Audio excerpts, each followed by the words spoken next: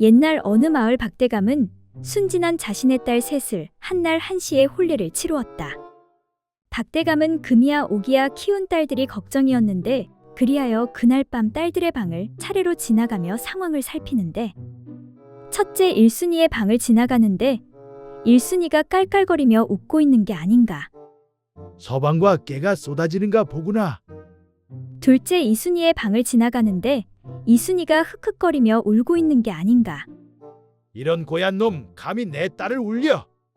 마지막으로 셋째 삼순이의 방을 지나가는데 인기척은 느껴지나 아무 소리가 나지 않는 게 아닌가. 벌써 골아 떨어진 겐가. 순진하도다. 다음날 박대감은 세 딸들을 불러 세우는데 그리곤 일순이에게 말을 건넨다. 어젯밤에 그리 즐겁게 웃은 이유가 무엇이냐? 아버님이 간지러울 때는 웃으라고 하셨잖아요.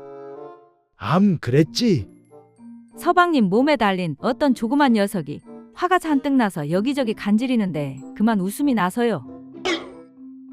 그래, 그래도 웃음은 나오니 다행이구나. 그래, 그럼 둘째 너는 뭘 그렇게 슬피 울었더냐? 아버님이 누군가가 몸을 해칠 때는 울라고 하셨잖습니까? 서방님이 자꾸 큰 오이만한 몽둥이로 저를 해치려고 하지 않습니까? 그래, 그래도 크게 해치는 건 아닐 게다. 그나저나 둘째 네가 복을 받았구나. 그럼 막내야, 너는 왜 그렇게 일찍 잠에 들었느냐? 아닌데요. 저는 서방님과 밤을 샜습니다. 아니, 그럼 왜 아무 소리도 나지 않았느냐? 아버님이 늘 일러주셨잖아요. 입안에 무엇이 가득 들어있을 때는 아무 말도 하지 말라고요. 그래도 그렇지. 아무리 서방이 좋아도 그걸 밤새도록 입에 넣으면 어떡하느냐? 그러니까 서방님이 배고프다고 해서 어제 남은 잔치 음식을 밤새도록 다 먹었어요.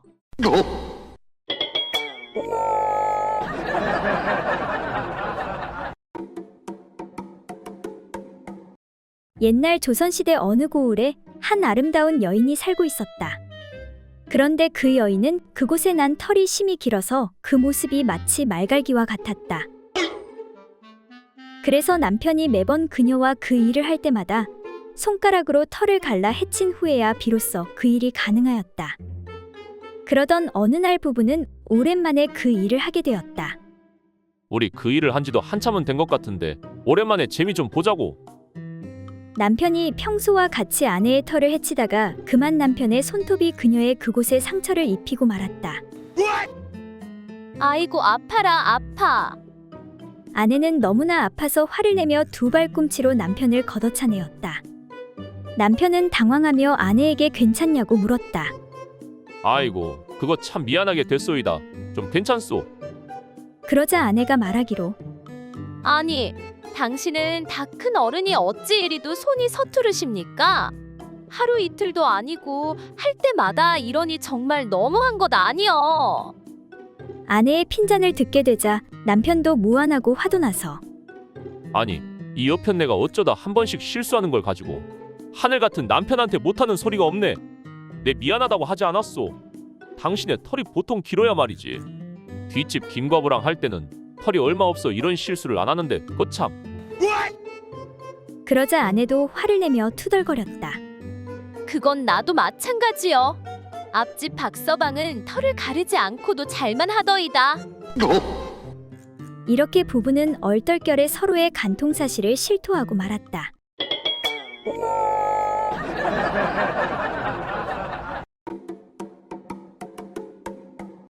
옛날 어느 마을에 가난한 과부 덕자가 어느 날 밤 한 스님에게 하룻밤 신세지게 해달라는 부탁을 받게 되었다. 지나가는 소승이 온대. 오늘 하루 묵어갈 수 있겠는지요? 나무 관세음 보살. 스님, 죄송하온데 여자 혼자 사는 집에 방도 하나뿐이라 스님을 재워드릴 수가 없습니다. 사방이 어둡고 캄캄하니 신세 좀 지게 해주시면 그 은혜 잊지 않겠습니다. 나무 관세음 보살. 이에 덕자는 딱한 스님의 사정을 거절 못하고 방으로 안내하였다. 그렇게 스님에게 따뜻한 아랫목을 내주고 자신은 윗목에 누웠는데 한밤중 스님이 몸부림치면서 덕자의 배에 발을 올려놓았다. 아, 왜 이러시지? 많이 돌아다니셔서 피곤하신가? 덕자는 두 손으로 공손하게 다리를 들어 바닥에 놓았다. 얼마 뒤 스님은 또다시 몸부림치면서 손을 덕자의 가슴에 올려놓는데 덕자는 다시 두 손으로 공손히 팔을 바닥에 내려놓았다. 다음 날 아침이 되어 덕자의 아침밥을 얻어먹은 스님이 말하는데 부인, 볏짚 몇 단만 구해다 주시겠습니까? 제가 만들어야 할 물건이 있습니다. 덕자가 집 몇 단을 마련해 오자 스님은 짚을 엮어 작은 섬 하나를 만들어주며 제가 받은 대접에 대한 보답입니다. 라고 하며 떠나갔다. 덕자가 섬 안을 보니 쌀이 들어있었고 쌀을 뒤주로 옮겨 담아도 금방 다시 쌀로 가득 차는 것이었다. 그렇게 덕자는 쌀을 팔아 큰 부자가 되었다. 이 소식을 들은 이웃 마을 욕심 많은 과부 춘자도 스님을 기다렸는데 마침내 스님이 춘자의 집을 지나다 하룻밤 청하게 되었다. 지나가는 소승이 온데 오늘 하루 묵어갈 수 있겠는지요? 나무 관세음 보살. 아이고 스님, 어서 오시지요. 이제나 저제나 목 빠지게 기다렸습니다. 그런데 밤이 깊어도 스님이 다리를 올려놓지 않는 것이었다. 뭐야? 이러다 날 새겠네. 에라 모르겠다. 네 다리나 내 다리나 무엇이 중헌디? 춘자는 자신의 다리를 스님 배에 올려놓는데 아이고 부인, 왜 발로 차는 게요? 말로 하시오. 스님은 춘자의 다리를 두 손으로 공손히 바닥에 놓았다. 잠시 후 춘자가 또다시 팔을 스님의 가슴에 올려놓자 스님은 또 공손히 팔을 바닥에 놓는데 잠 좀 잡시다 부인. 왜 이리 소승을 괴롭히는 게요? 다음 날 아침밥을 얻어먹은 스님은 집단을 가져오라 했고 짚으로 섬을 만들어주고는 손살같이 떠나갔다. 그런데 섬 안에 쌀은 없고 오이와 가지만 가득하였다. 뭐여? 채소 장사 하라는 것이요? 그런데 잠시 후 채소들이 살아 움직이는 것이 아닌가. 이런 은큼하고 욕심 많은 여인아. 오늘부터 아주 살려달라 할 때까지 혼주를 내줄 것이다. 그렇게 화가 잔뜩 난 오이와 가지들은 인정사정 없이 과부를 혼내주었다. 그리고 두 달 후 장터에 한 여인이 나타나는데 골라 여자에게 좋은 오이가지 팝니다. 2개 사면 3개 드려요. 그렇게 욕심 많은 과부 역시 큰 부자가 되었다고 한다.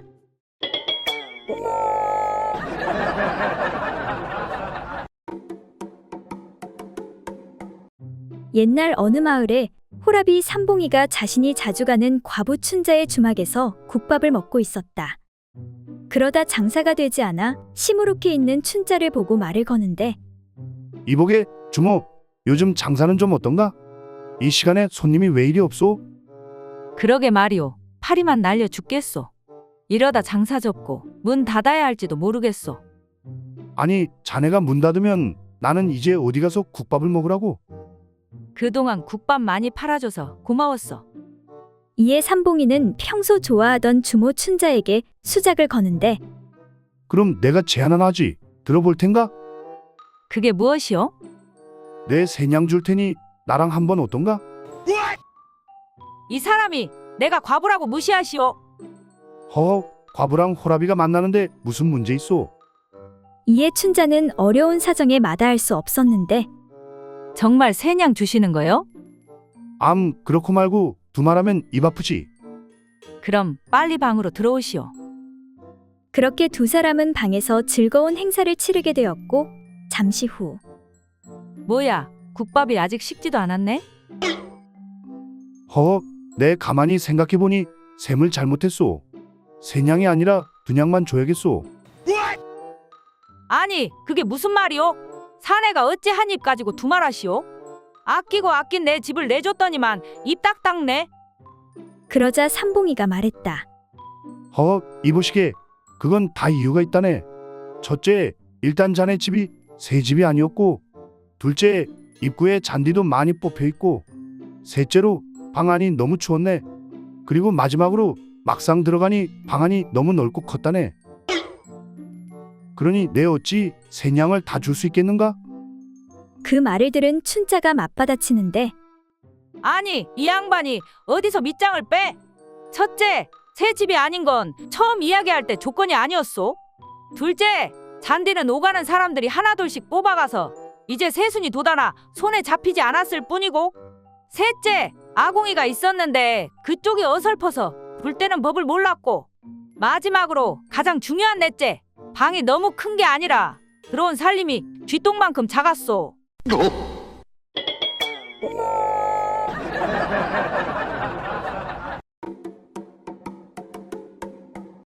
옛날 어느 고을에 길을 가던 나그네가 날은 저물고 비가 내려 어느 외딴 오두막집에서 하룻밤 묵기를 청하였다.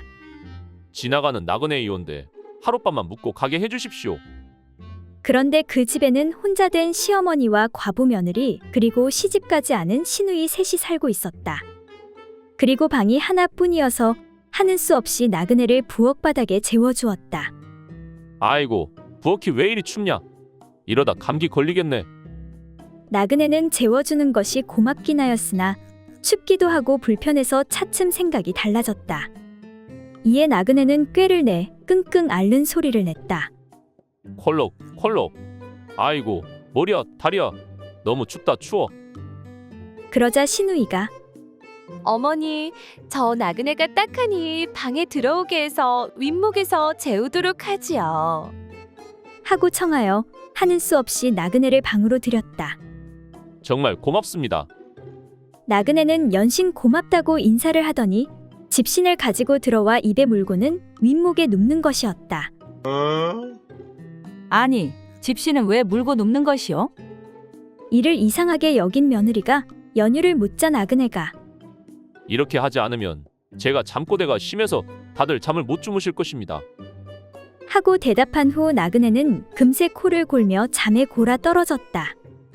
그러자 궁금해진 며느리가 나그네의 입에서 살그머니 집신을 빼어낸 후 재빨리 내려와 자는 척하니 순간 나그네가 갑자기 에휴, 참.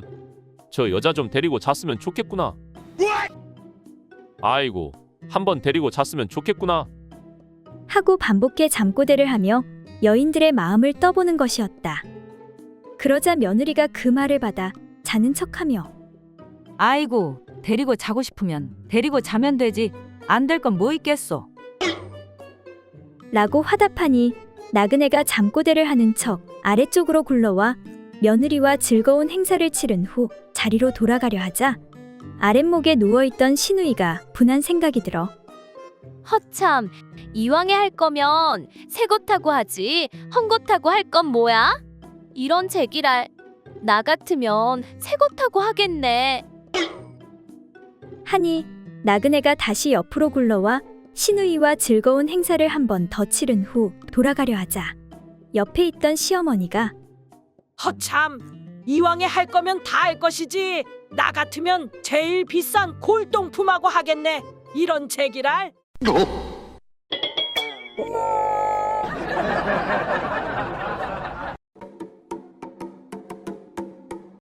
옛날 어느 집에서 7살 먹은 어린 처녀를 맏며느리로 맞아들였다.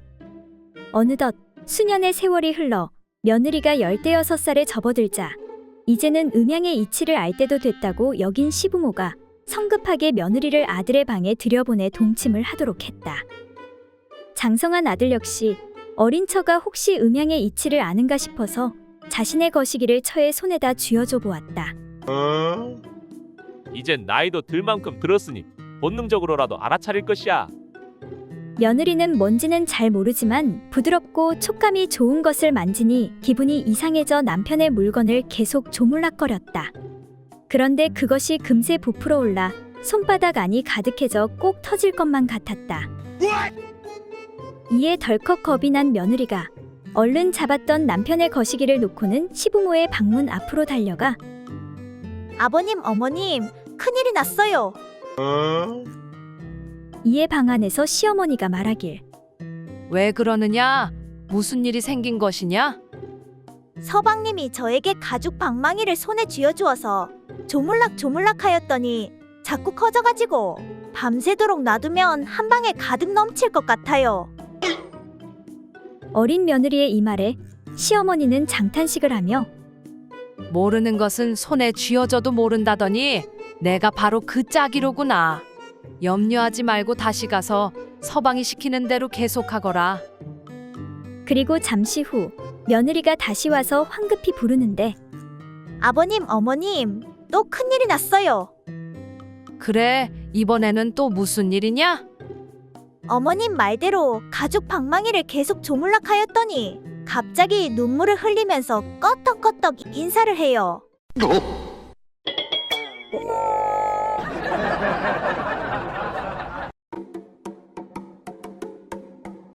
어느 마을에 색을 밝히는 처녀가 있었다.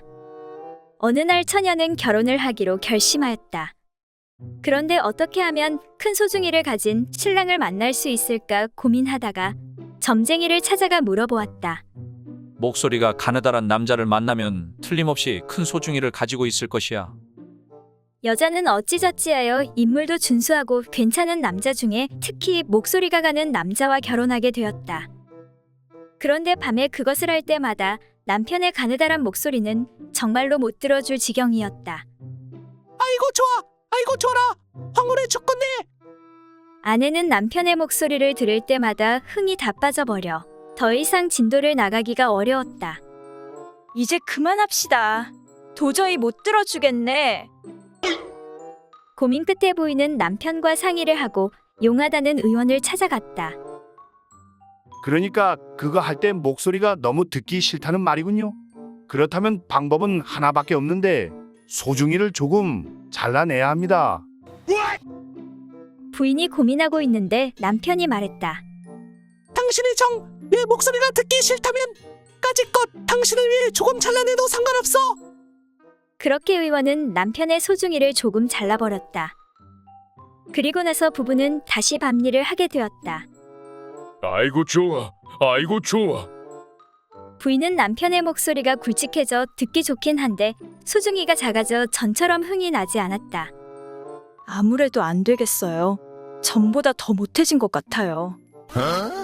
그래서 하는 수 없이 남편의 목소리가 가늘어도 좋으니 의원을 찾아가 다시 원래대로 소중이를 붙이기로 하였다. 그렇게 다음 날 의원을 찾아가 물었다. 의원 날이 전처럼 흥이 나지 않아서 그러는데 아무래도 저번에 자른 것을 다시 붙여야 하겠습니다. 다시 원래대로 소중이를 붙여주십시오. 그 말을 들은 의원이 당황하며 말했다. 안 됩니다. 그것만은 절대 안 돼요. 다시 못 붙여요.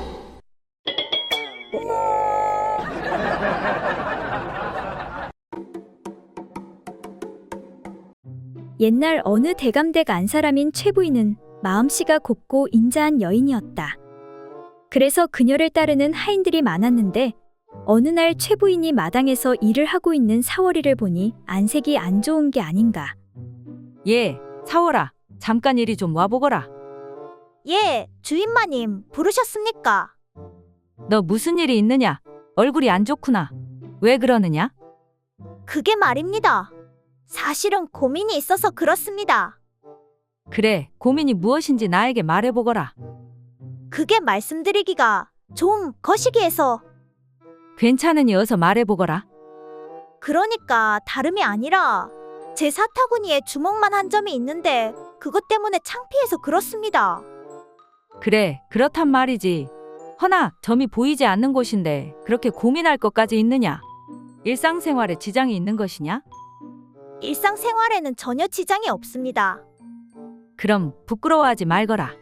나도 가슴에 사마귀가 있는데 지금까지 아무 문제 없이 잘 살고 있으니 괜한 걱정하지 않아도 되느니라. 사실은 점이 있어서 고민인 것보다 여기저기서 사람들이 놀리는 게 아닙니까? 칠복이도 놀리고 덕파리도 놀리고 얼마 전부터는 멍청한 돌쇠놈까지 저를 놀립니다. 아, 그렇구나.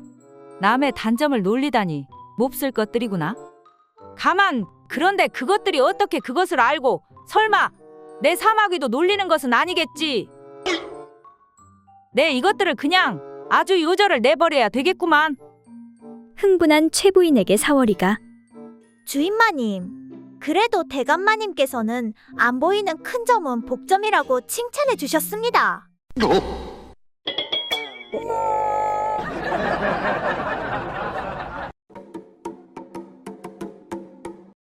옛날 어느 고을에 한선비가 아내와 첩을 한 집에 두고 살았다.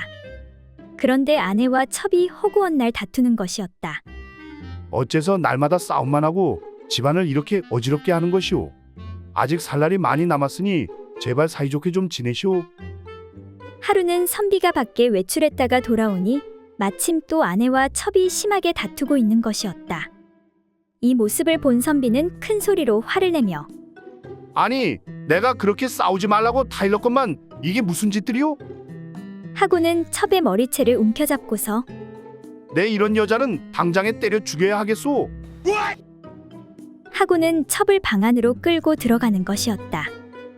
잠시 후 화가 좀 가라앉은 아내가 정말 첩을 때려 죽이면 어쩌나 하고 애를 태우다 가만히 그 방문 앞에 가서 들으니 첩을 끌고 들어간 남편이 아무 소리도 없는 것이었다. 그래서 아내는 더 가까이 가 문틈으로 들여다보고는 깜짝 놀랐다. 남편은 첩을 눕혀놓고 그 위에 엎드려 둘이 한창 좋아하고 있는 것이었다. 이에 밖에서 아내가 소리쳤다. 아니, 세상에 때려 죽인다고 하더니 이게 도대체 무슨 짓이오? 화가 치민 아내가 문을 열고 들어와 아이고 분해, 아이고 분해. 그 모양으로 때려 죽이려거든 나도 좀 때려 죽여 주시오. 내가 못 산다, 못 살아. 하고는 밖에다 대고 소리쳤다. 얘 떡새야, 밖에 없느냐? 예 마님 부르셨습니까? 떡새야, 제발 부탁이니 나 좀 때려 죽여다오.